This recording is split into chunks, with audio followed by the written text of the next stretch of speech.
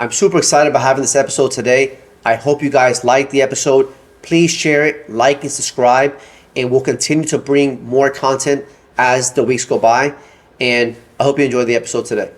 So tell me about the silver tsunami. What's all about? You talked about off camera a little bit, and what's that about? Well, it's in the assisted living retirement community. It's called the silver tsunami. It's all these baby boomers that are going to be retiring pretty soon. So you'll have tons of small businesses going up for sale. So if you're looking to start a business, you're going to have businesses that have been running for years that have been that are going to go up for sale. Yeah. You're going to have these people going to need places to stay. So those 55 active communities that you see here in Florida, that was a big shocker to me when I moved down here. Seeing this, I was like, all right, what are these things? But seeing that, and then nursing homes, assisted livings, skilled nursing, home care for the people that'll be home. So it's the biggest group of people retiring at the same time in that group. Wow. So they named it the silver tsunami because it's going to be, these are the people that were born right after the baby boomers were born right after the war. Yeah. People got into the baby making mode. Yeah. Got in there and just started popping out kids, which we don't have that today. No. We don't have that many population as growing as much as it does right now. So yeah, I feel like a lot of people don't have kids anymore. Not as much. Not as much. Yeah. People want to, it's husband, wife, or boyfriend, girlfriend, no kids, and a dog, or maybe a cat, right? Yeah. So the silver tsunami, and tell me more about your business. I know you have an assisted living facility. So it's obvious how that's going to change your market, but what are you doing to prepare yourself to be ready for when this tsunami does come? Mm-hmm. And how does that benefit, or is there any cons to it? Well, like, as you know, I've been doing this we've started this month, November. It'll be actually 8 years that we opened up our first one. Just me and my wife, Kitty. Yeah.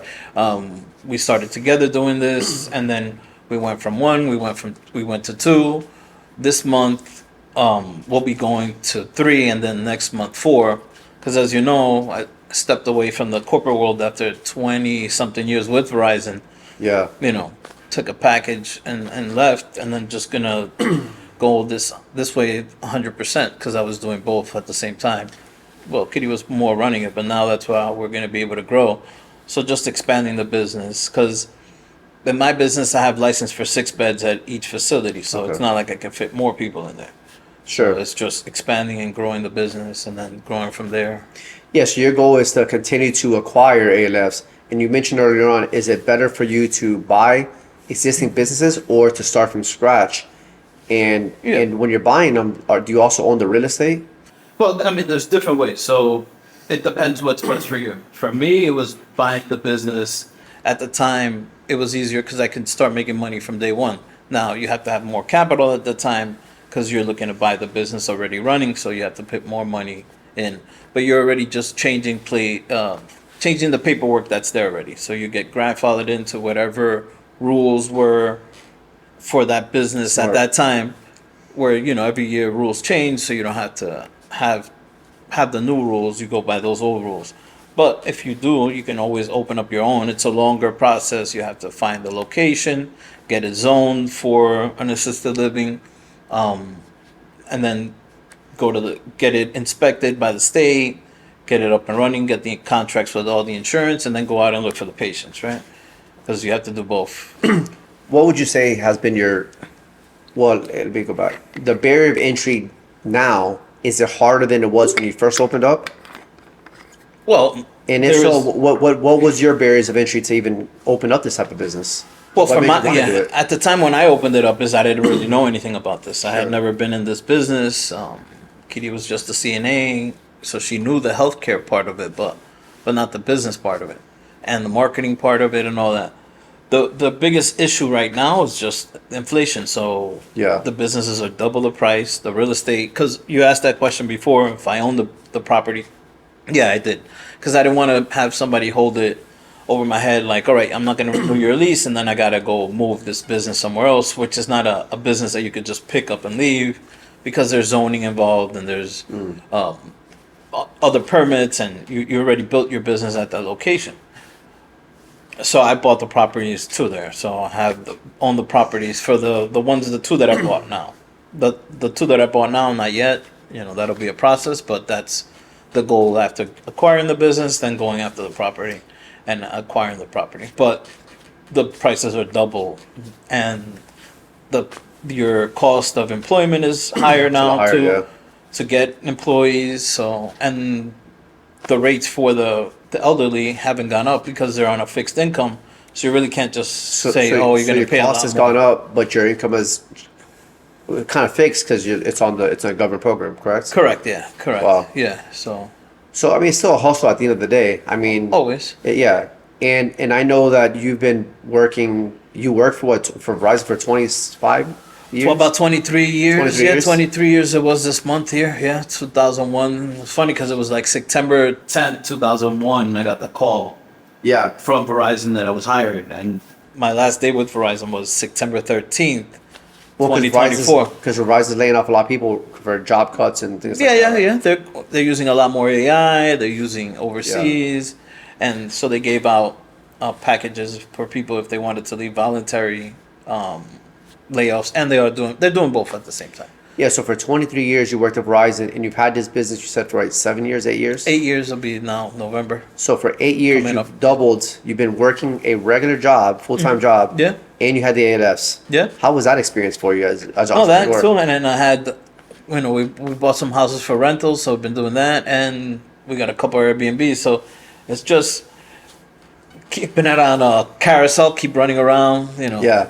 Well, plan plus you managed property for your dad, right? Yeah, I help him out. He's 80. He'll be 89 now in March. So he does a lot of stuff. I'm not gonna say, but there's a lot of stuff that he can't do. So I help him out because I'm the one that's here nearby. Since my sister was Yeah. taking her bar. Your and all sister, that. my She's wife. been gone. Yeah, she's been gone for a couple of years now. Quite but now some we got time. her back. Yeah, she'll help now. Yeah. So as an entrepreneur myself, I mean, I had a clinic for a long time, and I became an attorney. I think it's been 24 years now. Yeah. Almost 25 years I've been self-employed. And as you see, from the 8 years you've been in business, it's a hustle. You gotta think about marketing, you gotta think about growth, you gotta think about costs, employees. What have you found is the biggest challenge for you? And I mean, and that's what you were doing double work, because you had a regular job too. Yeah, well, dealing with the challenge is just dealing with finding good employees, right? That care as much as you want, and not as much as you because they're not the owner, but have just care and pride in their work. So that's been the biggest thing, especially like during COVID. That whole COVID thing was very crazy. Yeah. Because I have elderly people, every day the things would change, the news would change. They wanted us to isolate them. People were dying everywhere. Wow. According, to the news. Yeah, We weren't going to it, but you didn't know if, well, we did have patients with COVID. And after a while, there was no way of it stopping. It was, hitting everyone. But then you're worried, like, right, is everybody going to pass away? Is this, what's going to happen? What's tomorrow going to be like? Yeah. Or what's, a couple more hours of tonight going to be like? Because it's not a day by day, it's hour by hour. Yeah, especially in your business. Yeah, and just in life as a general, course. you don't have a whole bad day. You got a couple bad hours and you have a couple good hours. Yeah. You're not gonna have a whole good 24 hours of good. You do if you don't want to look to the right or left. Yeah. But that was the hardest part is just what did tomorrow bring? What did tomorrow bring? And then after COVID came, DeSantis changed the law that anybody that got funds from Medicare had to pay your employees $15 an hour. Yeah, I'm not a fan of where DeSantis. where minimum wage was Yeah. 10, that's a 50% increase in your expenditure for your labor force. Of course. Which that's a It's hard crazy on a job. business. Yeah, it's hard on a especially business. when the margins are tight and rises. Food was going up crazy after Yeah. COVID. You're paying 50% more for food, 50% more for everything.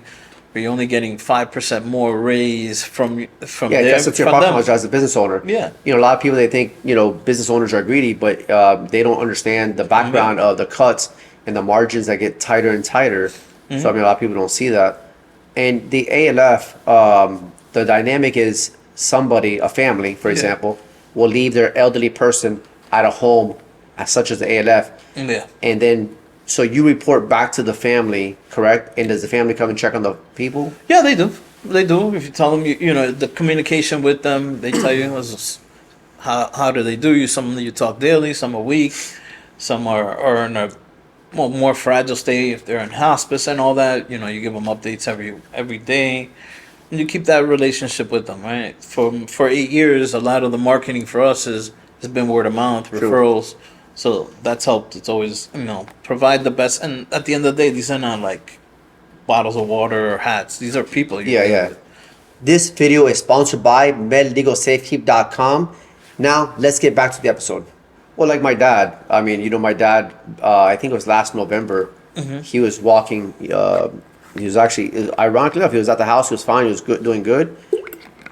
We took Araceli to her math tutoring class, and while she was at tutoring, my mom called me immediately right when we got to tutoring that my dad had fell in the parking lot of Publix. Yeah, I remember. And yeah, it was crazy. My mom called me first. Yeah. Right? So instead of calling 911 first, she called me first, stressed out. And then I would ask questions to my mom, and she had no idea. Like, where are you going, Mom? Where are you going? She couldn't speak. She was paranoid, right? Shocked. And I remember going to the hospital. Finally, when I figured out what the hospital was, driving 90 miles an hour to get there, right? The nurses, you know, they were asking questions to my mom, and she did not know the answers. And I remember sitting there for like 2 weeks. I was taking a class in Stanford, and I had the law firm, and I was doing homework while I was at the hospital. Yeah. And the whole thing behind Stanford is about how scaling your business using technology. And I think it was like a perfect storm, because as I was going through this process, and my dad was in the hospital, and I had the law firm, I started thinking, what would be a great idea if you could put all the medical stuff in one place and the legal stuff? Because it made sense. Because I'm like, all right, well. Of course. Yeah. So I created a company called Medlegal Safekeep. And the idea is really, it was born out of my dad of necessity. Yeah. Is like, how do you get information right away, and how important is that information? And does that information can save your life in a couple seconds? And I talked to nurses. I ended up talking to the CEO of the hospital, and she's like, that would be an amazing idea if that could happen. So that's where my idea of like, how's all the medical, now it's evolved. Now we have medical, we got financial, and have the legal. We keep adding into it, and we're having account representative that you can fill out stuff for like your parents. Yeah. Because, you know, older people, you can't fill it out. But so all that's being developed as we speak on iOS and Android. But how important is that information in your business as an ALF to find out what people are going through, what their ailments are, and what medicines they need? How important is it for you to have that information? Just not even in my business, right? In my business, it's very essential. But just in life, if you have parents, grandparents, anybody that you care for, it's going to be very essential. Because right now, you know, we just went through this hurricane. So imagine when I get people that come to the facility, most of the time they're dementia, full blown. They don't really know anything, right? They don't know their name. They don't know anything. And their kids really don't know anything about them. Yeah. Like besides their name and all that, you know, their birth dates and all that. But when's the last time they went to the doctor? What did the doctor say? They don't have that all. And if they do, they're in such a like confusion or a state of panic. It's just like the hurricane, that it wipes everything away. And you're like, all right, when was your light bill? What's your light bill account? You don't know any of that. You know to log in, but now there's no internet because the person doesn't know. You're used to asking your parent, hey, what's this? Where's that? Where do you keep it? You don't even know where you keep it, because with dementia and Alzheimer's and all that, you forget everything. You hide everything. Yeah, you're paranoid, so you hide everything. So just having that everywhere where it's easy for you to just say, here's everything, that would make their lives easier, our lives easier, because now we don't have to put the puzzle together with missing parts. All the parts are there. We send it to the doctor. The doctor is not like trial and error, because when you talk to the people that have dementia, they can't tell you how they feel. Dementia? You have no idea. They'll just talk about the past or what is or what they had for breakfast or if they didn't. So then they could just put this, like, this is the medication that can help them fix this. Of course. But if they don't have that, then they're like, all right, let's try this. Let's try that. Let's try this. And you don't want your loved one to be a guinea pig, right? Yeah, but you're like, I just need them to stop, because they get agitated, they get defensive, they start fighting and all that. So you want to calm them down. Yeah. But you got to start trying stuff. It's like, you know, keep going. You show up to the car, it's making you could show up to the mechanic, it's making a noise. Well, what noise? I don't know. So he's got to start diagnosing everything. Diagnosing everything to see what the problem is. Which is costly. And it takes time. Yeah. And it just gets you more frustrated, and it gets the person frustrated too, because you don't know if they have any allergies or anything, because there's people, like your mother never went to the doctor. So she didn't know. That was sad. She just passed away without even knowing. But if she did, she didn't know what allergies she has. She didn't know what her blood pressure was, or if she had blood pressure, or her blood type. She had no idea. Blood type, none of that. Yeah. So, when you show up, we were talking about this off camera. When a fire department shows up, they need to know what medications they're on, so they don't give them something that's not gonna, go against that. What does person have? What's their diagnosis? What's everything? We have, because we keep the sheets ready for them. Yeah. But if they show up to a house, they don't have that. No, and the other ones, they may have papers surrounded everywhere. Yeah. Yeah, like in a drawer, I got something here, I got something there, but it's not telling the whole picture. I mean, so yeah, I mean. And even once we give that to the fire department, right, who's the ambulance, when they get to the hospital, the next nurse doesn't know what's going on. So they're calling me. They're like, all right, what's the meds? Yeah. What are they on? What happened? What's this? So if they can log into a system and see everything, that's definitely a lot easier. Saves time, it'll save lives, saves money, saves everything. I can tell you when I first started developing the app, it was a basic idea of to make sure we have some of this information. But as you go down this rabbit hole, it opens up more. It's talking about sharing. So now we have all right, you can share, but you can cap the share for an hour by QR code, or you can share sections of your data, or the whole section. Yeah. Or you can share, or you can give somebody special access. Yeah. Like for example, like you helping your dad out with the information, he can give you access to do it. Yeah. Because in the font, the things that you don't even think about, and the people developers, they don't really they're very techie. They're not thinking. Yeah, they make it complicated for no reason, right? And I'm like, no, do this again. Make it simpler. Make it easier. Make it easier. Yeah. And that's what we've been trying to do. But I mean, it's in healthcare, man. The silver tsunami is coming, and we got to be ready for it. Yourself and myself included, because data is power. I mean, you need to know this stuff to make quality decisions. Imagine when your mom was sick. I mean, how important was that to know stuff? You know what I'm saying? Very, yeah. No, and it's not just gonna affect the elderly; it affects everybody, because that person has a son or a nephew or somebody that takes care of them. That's gonna affect that person. It's just a domino effect that's just gonna keep going. Well, my daughter is saying they got in a car accident not too long ago. Yeah. She the scariest thing ever, because her phone, as you know, iOS send out the crash detection, and then. So you got it, I got it, my wife got it, and others, and we couldn't get a hold of her because she left the phone in the car. Yeah. The car was smoking. That was scary. That was scary. And you keep calling, and thank God she called us from another phone. So I started thinking about that too. What would somebody need to have in a heartbeat to get the information to save that person's life? And and as you know, she has dairy allergy or whatever the case. So what if they gave her, not that they gave her milk, right? But I'm just saying as an example. Something that would make her sick, or, that could be a separation of life and death. The peanut allergies. Now some kids can't even bring just outside snacks to school because of that. It's so deadly to kids. But even from that, just going back to Jasenia's accident too, it was not great that she got into an accident, but that we got the alert. Yes. But at the same time, it wasn't, because you're like, all right, she's got into an accident. What else happened? Is she okay? What's wrong with her? Because then now you're rushing out of the house, because now you're more frantic, because you're like, you haven't talked to her. We all got this alert. Most stressful situation ever. And it's like, you got to fly out there. Yeah. It puts you in prone to getting into an accident. And then, so it's good that you get the alert, but there's so much more that can be done with it. That it's because that was a very long, I called Maria right away. I just got to see, you just got the alert? And I was like, yeah. Right, we're heading out there. Yeah. And so tell me about in your business with the ALF. I mean, what scenarios have you seen that you're glad that you had information beside the app? I mean, that you needed the information right away to help somebody? Tell me about your experiences running the ALF and things that you've seen. Well, just when they go to the hospital, because they're in the emergency room. These people are very fragile with their their life right now. So just getting them the information right there. They took this medication. This is what was on. This is what their blood pressure was. This is what their blood pressure has been in the last week. This is what their heart rate's been.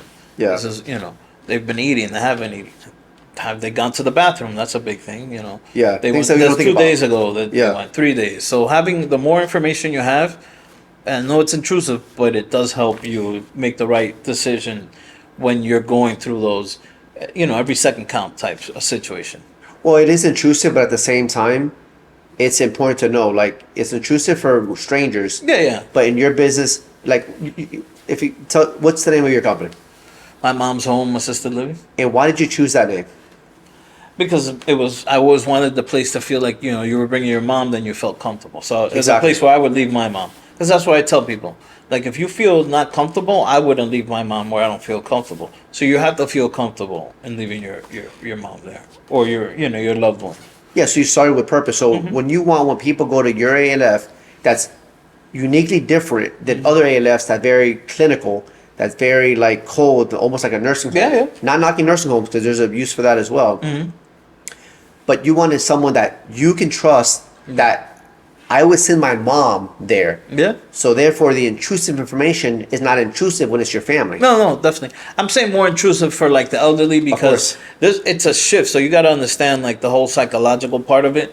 These people are people that have been successful in life, Yeah. have been doctors, lawyers, just even regular factory workers that have brought their whole family over. Yeah. So they've been in charge of their life for their whole 60, 70, 80 years. Now they have to relinquish a little bit of that power. So it's a power struggle.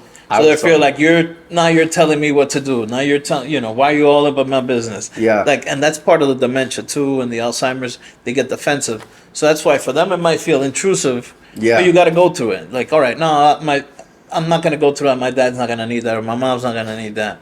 I'll ask them later. No, if you can't, you got to go through that little bit of pain, and a little bit of, and just find a way of getting the information and say, this is good for you, because they'll feel like, no, you're putting, you want to take control over me. That's where. Oh no, listen. I mean, I get it. I mean, you're. Well, you're I'm like that. And you're like that too. So I mean, if somebody says you have to do it this way, I'm like, okay, cool story, bro. Cool story, right? Call me later. Yeah. I'll hang up and then we'll talk later. Yeah, busy right? now. So I mean, I can see how that could be a problem. I mean, and you have that personality as well. I mean, that's it's the way we grew up. It's our background. It's like if somebody tells you something, like, okay, well, watch me do it, right? Like, you're not gonna tell me what to do. So I understand as you start transitioning into your older years, that has to be very difficult, for you. I mean, for example, like your dad, thank God he's in good health. Mentally, he's in great health. Better than me. But your dad, sharp. Yeah, Mario's sharp, and the stories are phenomenal. But imagine somebody telling him what to do. Yeah. That's taxing. So you got to ask it in a way that you're helping. It's like you're helping them. You're not. Yeah. Because I mean, you go through it too. Your parents live in your house. Of course. So sometimes you're like, I'm doing this for your good. Why are you fighting me for it? Oh, that's a problem. So then you know that's the whole. They get defensive and they get like, no, you don't tell. I'm your mom. I tell you what to do. Oh God. And you're like, all right. Well, because we're both come from Hispanic culture, Yeah, right? Cuban, right? So like, you can really tell your mom what to do. Yeah. And me tell my mom what to do with my dad, right? That's not, I remember talking with Papa, the guy that raised me. Clearly I didn't know nothing growing up, right? Or not growing up, but like for him it was like, right? And now as he gotten older, he's come to respect that a little bit, but that was hard for him. Yeah, well, very. And it was hard for me too, because imagine I'm here, the younger kid, now I have a certain skill set. Not that I'm smarter or better, I just have a different skill set. That's all it is. Yeah.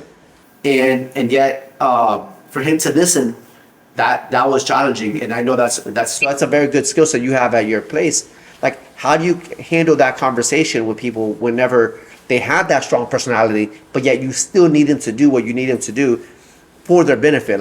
What good example is, like, because it's a lot of psychological things and conversation. Like, what what made you stronger to really understand how to help people at your ALF? Yeah, well, I mean, you don't get agitated, right? You talk to them. You don't try to baby them, and they're like, oh, like you do with a baby. True. You just tell them, this is what the doctor says. This is what you have to. You told me you were feeling sick, right? Yeah. For that moment of clarity, yes. All right, this is what's going to make you better. This is, if not, then we can. If not, then you have to go to the hospital because it's a medicine that you have to take, and they don't want to go to the hospital, so they'll take it. It's just, it takes a lot of like patience, and you can't go straight, right? You got to go like that's around. hard. Around. And that's hard because the way we grew up is that we don't. Patience is not something I'm working on. It's something you're working on, right? But growing up, that wasn't like the thing then, right? Like you wanted to run through a wall. No, and like I said, like even with your mom, your dad, and all that. My dad, when they feel like they're vulnerable, they'll pull that dad-mom card. Like, no, I'm your dad. I'm your mom. I tell you what to do. Of course. And you're like, well, right now you can't. Yeah, right now you can't. Yeah, You're not in the. So let me help you. But that's their they feel like that's their control. Like, all right, I'm gonna do that because they're scared too. They're scared. It's a scary situation to be in at that moment. If you like this content, please like and subscribe and share it and put your comment below. I mean, even with your mom, because your mom, Loli, I mean, from what I remember, she was a little bit heavier. She was a very strong woman. Yeah. Very strong personality. And you saw her going through transition. And, unfortunately, when she passed away, she was not that. No, definitely not that. The total opposite. How did you adjust to that? Because, I mean, that's going from a son. You were her son. Yeah. And then you also had her in your ALF.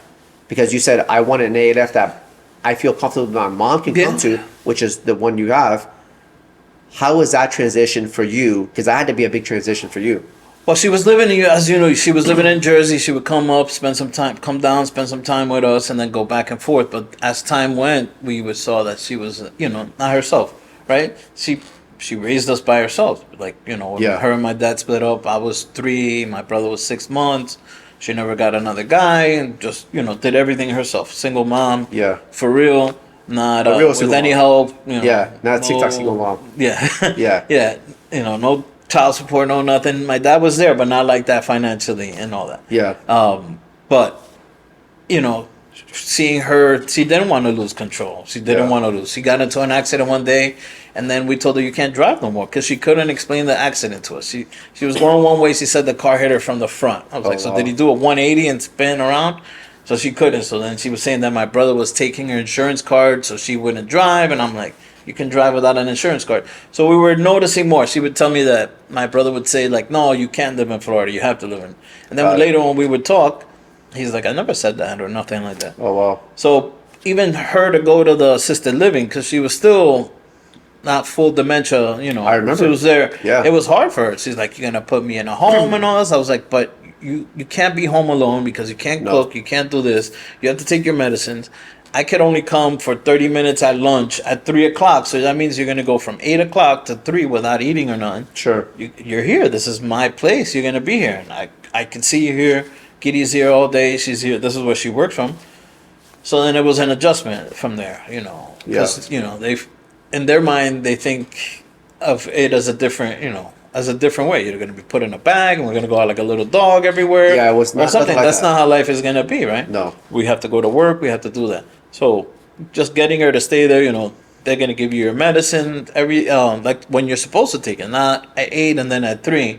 And that was another thing. Taking her medicine, I would tell her, when we were in New Jersey, I would tell Danny, go to the house and fix her medicine. Then when she would come to Florida, she would open the pill box like I would fix it for her, and she would move medicines around. And I'm like, what did you just do? She's like, no, I don't like these. These are different. I put these here. She's her own pharmacist. Yeah, and then she would have like 3 left of this, but 30 of these, and I'm like, this is a 30. You didn't take any of this. And then of course she lived in a building where there was elderly. It's all like, in New Jersey, so it's like low income, elderly, living in like a home, not a home, but it's like a project, but only for old people. Sure. So senior community centers type stuff like that. But they would trade. No, I gave this lady the Ambien. She gave me some Xanax. So it was like a whole crazy. Wow. So just getting her to So it's important to have somebody in ALF as they get older. If their mental capacity is not there. Of course, I tell people like it's safer to leave a kid like a 6-month-old home alone because you know he's going to just stay there than it is to leave an elderly person with dementia just because they can turn on the stove, they can open the door, they can. That's true. You know how many people just walk out and disappear, and then you have the alerts of looking for them. The cops gotta be looking for them, or they burn the house down, or just tons of stuff. Especially up north where it's gas stoves. Yeah. Oh, they yeah. leave the gas on. They do all that. So all that, yeah. As an attorney, I mean, we see that. I mean, it's imagine somebody walking out. They're under direct supervision of the ALF. That person walks out and gets in a car accident. Yeah. Well, you can't blame the person with dementia, right? So you blame the ALF or the nursing home or the hospital. So it's a lot of liability for you. So it's a big responsibility for you to have your own ALF. No, it is. Yeah. No, of course. Like I said, you're dealing with human life. So you're the ones usually calling them that their loved one has passed, that their loved one has fallen, or gotten hurt, or is not doing well, because they're already coming. They're elderly, so they'll jump out of bed. The dementia, they see stuff, they'll start running. So you can't have somebody with them, 24 hours. So you have workers that are there. But there's just tons of stuff. So you're when most of the time you're calling them, you're giving them not good news, right? Yeah. So how has this affected your life? How has it changed your life? Because I mean, going from corporate world to only ALF has changed. How's it changed your personality, your way of seeing life? Well, life. I mean, I've always had a good aspect of life, especially after I had cancer. I always, never sweat the small stuff and enjoy life, enjoy what you have. This has even made me double down on that because you don't know how you're going to end up. Like, you have a plan like, all right, I'm going to work till I'm 62. I'm going to retire, or 65. I'm going to retire at 65. And then I'm going to live a lavish life of traveling and all that. Yeah. Your parents went on a trip, and it was tough for them, right? It's tough. You can't walk, your knees are already hurting, and all that. So if you could do something now, do it. Now, I'm not saying don't pay your mortgage and go on a vacation, but I'm saying don't put off what they say, don't put off what you can do today for tomorrow. But even if it's something like go on vacation or go to the park with your kids or just spend time in what you like doing. If you want to go fishing, just don't make it always about work. Even doing all that, right? Doing the corporate world, I still made sure I take vacation. I go to football practice every day with Derek, with David doing this. And it's having good mentors, right? You've been just looking at you, like you said, you've had your business for 23 years. Just seeing that nonstop go, but still having time for your kids and my sister and all that. When, as you know, for the first 8 years, I didn't go on vacation at all. Yeah, no. And I learned the hard way that, listen, it's important to have that family time and have that time with leisure time. Work, if you have a hobby, do that. It's important. And and that's kind of what the idea came from. Like with scaling. The whole business is like, how do I build a product that can survive me? Yeah. And then that way I could also enjoy time with my family and do things like that. So it's very important, and you're a testament to that because you do spend a lot of time and you're involved in your kid's life. And at the end of the day, what your kids are gonna remember, my dad had money. Yeah. They're gonna say no. They're gonna say, my dad, we went on this trip. Mm-hmm. We played ball. We threw the football around. That's what they're gonna remember. That's your legacy. You know what I'm saying? Yeah. It's not we had extra couple bucks in our pocket, right? Yeah, I've seen people talk about that, and they're like, the only one at the end of the day that's going to remember that you were a hard worker are your kids because you weren't there. True. Right. So you got to do both, right? Show them that they got to know where the money comes from to do all the stuff. Of course. So you got to get them involved in everything you do, your business, what you do that and all that, and the work why you work, right? And why the reason that you need to work, because all this costs money. So this costs us 10 grand to come here. This costs us this. Look around. Do your other people that do this? We go to third world countries, Cuba, DR, and all that. Look how they live. You got to be appreciative of your life. So, but just bring them along for the ride. So then, they understand. Like, if I got to work on Saturday, you got to do an event on Saturday. There's a reason. It's not like I didn't want to go to the park with you, but you bring them with you, or that Dad's in there working so we can go out and spend a better. We cannot do this, or not a better, but we're still gonna go out. It's not like quality. We'll go out on a Tuesday, or we'll go out later that night. Like I said, it's not the whole day; it's hours. We'll do this. What do you want to do? Sometimes they just want to stay there. And I love that we're ending it with this ending is like it's not all about work. Work is important. We like enjoy the fruits of our labor, but don't only make it only about work. You still gotta spend time with people that you love and people that you create memories with. And at the end of the day, that's what's important. Yeah, it's like think of it as a relay race, right? You want to build this, now you want to pass the baton to Edeseni, who just graduated. Yeah. Congratulations on that. So, Thank you. now you guys got me a legal team, right? Yeah, right. Your wife, Yeah. my sister graduated. Your niece, my niece, your daughter graduated as attorneys. So you want to pass that baton to them so they can continue to build that, right? Now It's all about I legacy. have David, Derek, Lisbetti. Give that them. They'll build it as they want to. Well, thank you so much for taking time and talking to me Definitely. about the ALF and our families. No, yeah, it was fun. Thank you. If you like this content, please like and subscribe and share it and put your comment below.